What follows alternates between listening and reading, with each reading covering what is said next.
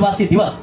लेकिन भारत का चाहे कांग्रेस की सरकार हो चाहे बीजेपी की सरकार हो, ये यूएनओ में या संवैधानिक रूप से ये एक्सेप्ट करने के लिए तैयार नहीं है कि इस देश में आदिवासी रहता है। मतलब इस देश का जो मूल बसिंदा है उसको पहचान देने के भी बाद ये व्यवस्था नहीं करती, तो सोचिए कि हम कितने हौसले में खड़े।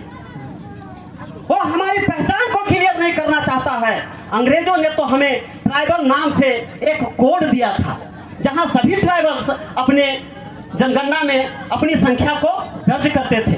आजाद भारत में आज हम सरना धर्म कोड की मांग करते हैं, है कि नहीं? तो सोचिए कि आपको ना धर्म कोड देना चाहता है, ना आपकी भाषा संस्कृति को संरक्षण किया जाता है, ना आपकी पहचान को क्लियर किया जा रहा है। और आज भी भारत सरकार आदिवासी दिवस मनाता है क्या?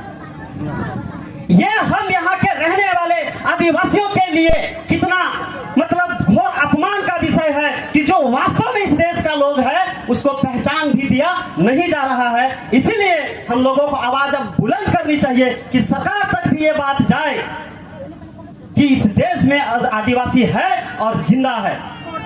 तो ये बहुत बड़ी दुर्भाग्य है कि आज की व्यवस्था में आदिवासी आज भी बहुत हौसले में है। इस देश में आदिवासियों के साथ कागजों में बहुत खेला होते आया है, चाहे जनगणना के आंकड़े हो, चाहे जमीन के आंकड़े हो, चाहे तमाम तरह से। इस देश में आज भी 300 से ज्यादा ऐसे समुदाय हैं जो इसी माटी के हैं, यहीं के भूखड़ हैं, कहीं से आए हुए नहीं, यहीं विकसित हुए लोग, यहीं पे लोग हैं। लेकिन आज भी उसकी पहचान नहीं की जाती है, क्योंकि जानबूझ के ये आदिवासियों को पॉलिटिकल पावर, इनकी जल जंगल जमीन, इनके हक अधिकार सरकारें लूटना चाहती है। इसीलिए आप ज्यादा ना बढ़े, आपकी संख्या मजबूत नहीं हो, आप शिक्षित ना हो, आप हक अधिकार ना मांगे, इसके लेके तरह तरह के खेला होते हैं। लेकिन वो ऐसे मोटे मोटे तौर पे समझ में नहीं आता है, लेकिन आप अगर गौर से देखेंगे तो इस बात को समझ सकते हैं।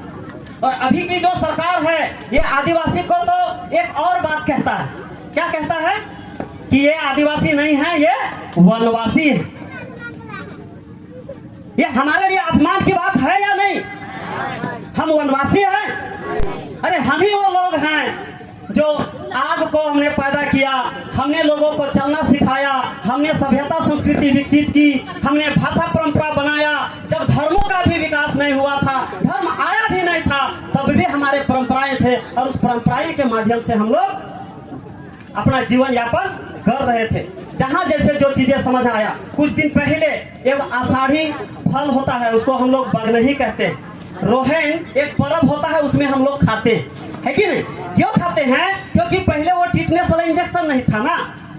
तो उस समय अगर हमको सांप बिच्छू काट ले या कहीं हम अगर कोड़ी गैंता से कट जाए तो इसको बचने के लिए जो पारंपरिक तरीका था, उसने रहन पर्व में वो फल खाने की परंपरा शुरुआत किया ताकि हमको टिटनेस का और उसमें एंटीबायोटिक रहता है, हमको कोई इसी तरह का कोई दिक्कत ना हो।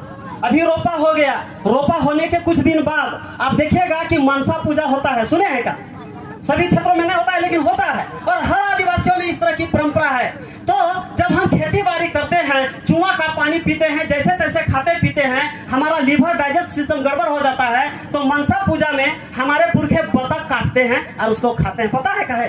क्योंकि बतख के मांस में लोग कहते हैं कि अगर उसको खाते हैं तो पत्थर भी गल जाता है। सही बात है कि नहीं हो?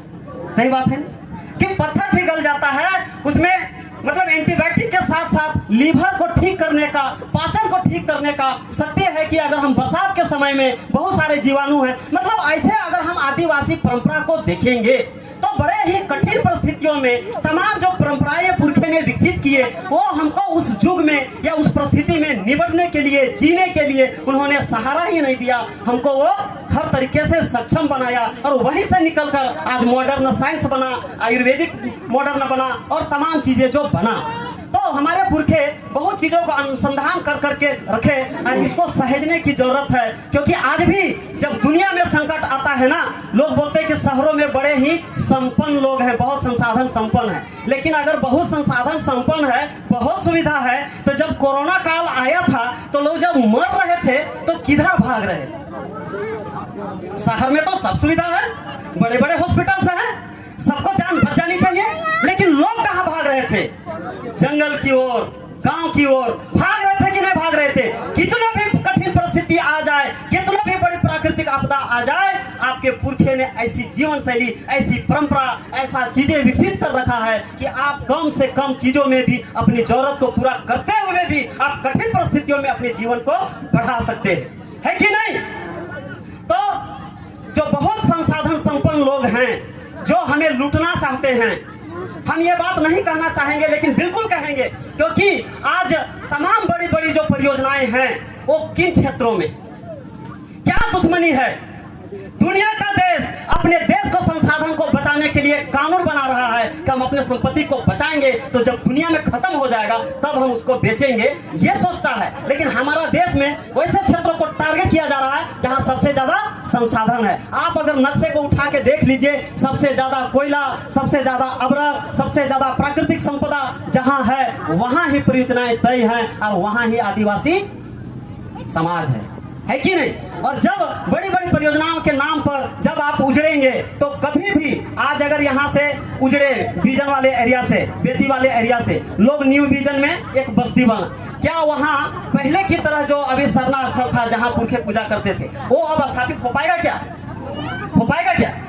बिल्कुल नहीं। जो आप चीजें को, भाषा, संस्कृति, विरासत, पहचान, पूजा पद्धति, तमाम चीजें को जो खत्म करेंगे उसकी भरपाई कभी नहीं हो सकती है। और आप यहाँ के जो मूल आदिवासी थे, यहाँ के जो मूल वासिकता थे, उसके बाद वो सारी चीजें जब खत्म हो जाएगी तब आप ये बात नहीं कह पाएंगे, बिल्कुल ये बात नहीं कह पाएंगे, क्योंकि भारत के संविधान ने लोकल कमेटी के तहत 5 क्राइटेरिया आपको दिया है कि शेड्यूल ट्राइब वही होगा जिसकी अपनी भाषा पहचान होगी, जिसमें आदिम लक्षण होंगे, जो शैक्षणिक रूप से पिछड़े, आर्थिक रूप से पिछड़े, तो अन्य चीजें हैं। इनके अलावे भी जो एक नस्लीय का जो गुण है, एक नस्ल का भाषा, एक नस्ल का परंपरा, एक नस्ल का नाच गान, एक नस्ल का जो चीजें हैं, ये सारे चीजें इस विकास परियोजनाओं से खत्म होंगे और धीरे धीरे आप अपने आदिवासियों से खत्म होके आप धीरे धीरे खत्म होते जाएंगे। अगर इसको आंकड़े में देखना है तो 1931 की जनगणना को आंकड़ा देखिए और उसके बाद के आवाज आंकड़े को देखते चले जाइए, तो कैसे कागजों में आपकी संख्या खत्म होती गई है, ये बात आपको समझ में आना चाहिए। मैं ये बात इसलिए कह रहा हूं कि आज आदिवासी दिवस है और आज के दिन में इन बातों को समझने की जरूरत है कि जो देश का मालिक है उस देश के मालिक को हाशिए में धकेला जा रहा है। और कुछ हजारों साल पहले कुछ ऐसे ग्रुप्स पीपल जो हैं जो पश्चिम की तौर से आए, पछुआ हवा बुझो, पछुआ हवा, पछमाहा नहीं, पछमावा हवा जने चला है, उस दिशा से कुछ लोग आए और आज वो लोग सत्ता में बैठे हैं। वो आपकी भाषा, आपकी परंपरा, आपकी पहचान आपको समझना ही नहीं चाहते। आप कैसे दुनिया के लिए उपयोगी हैं, आप दुनिया के चाहे बड़े बड़े समस्याओं के कैसे आप समाधान दे सकते हैं, समता मूलक समाज दे सकते हैं, न्याय सम्मत समाज दे सकते हैं, बंधुत्व सम्मत समाज दे सकते हैं। इस देश को वाकई में सबका ईमानदार और साथी चाहता है, लेकिन ईमानदार कोई बनना नहीं चाहता है। और अगर आदिवासी समाज इन नैतिक मूल्यों के साथ जीता है तो उसे भी खत्म करना चाहता है। ये बात मैं इसलिए कहता हूँ, आज आदिवासियों के जल जंगल जमीन के साथ साथ उनके जो संवैधानिक अधिकार हैं, तमाम चीजों में हमला हो रहा है। आज आरक्षण में बड़े जोर शोर से हमले हो रहे हैं, आपके आरक्षण को खिलाफत किया जाता है, कहता है ये देश की प्रगति में बाधक है।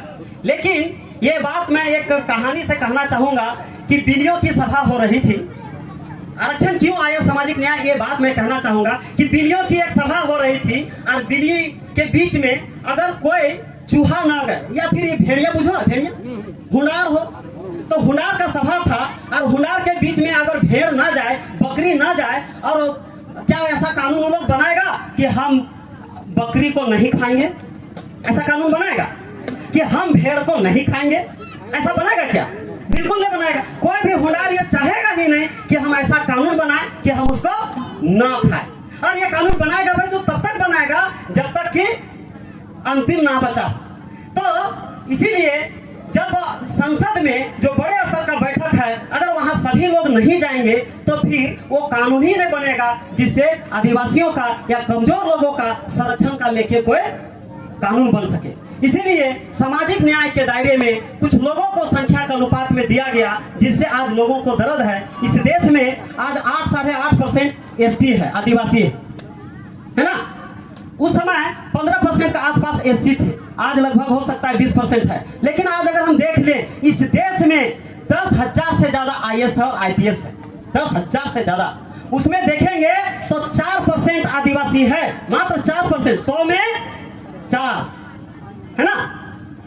शायद हम गलती है बोले, 100 में 4 आपका ओबीसी का है, 2% एससी है और 1.5% एसटी है, मतलब 8 से 9%। मतलब जितने आईएएस आईपीएस हैं जो देश के चलाते हैं 10,000 से ज्यादा संख्या में, उसका 10% भी अब ओबीसी में 4% बोले, मतलब तीनों को मिला दें एसटी एससी ओबीसी, ये 8 से 9% होते हैं, मतलब 10% भी नहीं है। और ये लोग बदनाम किसको करते हैं कि आरक्षण वाले जो है देश को विकास में बाधक है, ये बात कहते हैं। ये बात कहीं से न्याय सम्मत है? अरे झूठो, भारत देश के जो सचिव है 85 सचिव है, उस 85 सचिव में 3 आदिवासी है, 1 दलित है और बाकी 81 जनरल वर्ग, और देश का विकास में बाधक एससी समुदाय है।